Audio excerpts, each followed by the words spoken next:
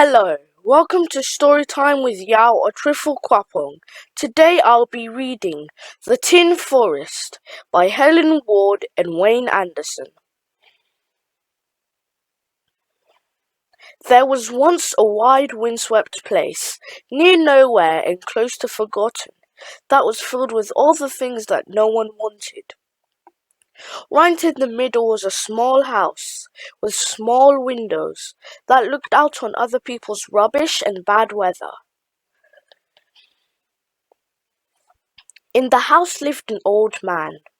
Every day he tried to tidy away the rubbish, sifting and sorting, burning and burying. And every night the old man dreamed. He dreamed he lived in a jungle full of wild forest animals. There were colorful birds, tropical trees, exotic flowers, toucans, tree frogs, and tigers. But when he awoke, his world outside was still the same.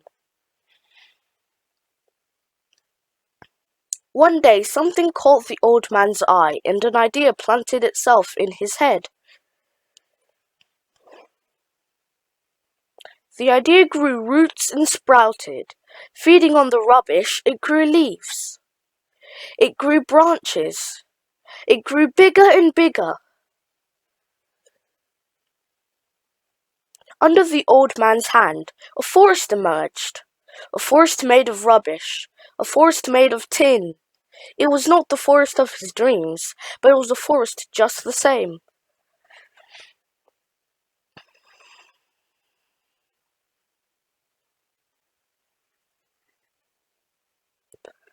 Then one day, across the windswept plain, the wind swept a small bird. The old man spilled crumbs from his sandwiches onto the ground. The bird ate the crumbs and perched to sing in the branches of a tin tree. But the next morning the visitor was gone.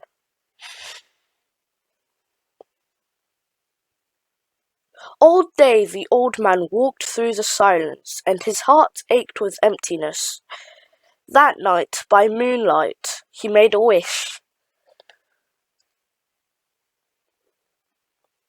In the morning, the old man woke to the sound of birdsong. The visitor had returned, and with him his mate. The birds dropped seeds from their beaks. Soon green shoots broke through the earth. Time passed. Soon the song of birds mingled with the buzzing of insects and the rustle of leaves. Small creatures appeared, creeping amongst the jungle of trees. Wild animals slipped through the green shadows.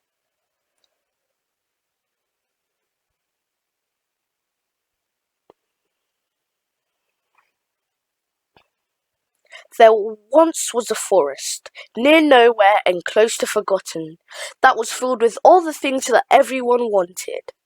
And in the middle was a small house and an old man who had toucans, tree frogs, and tigers in his garden.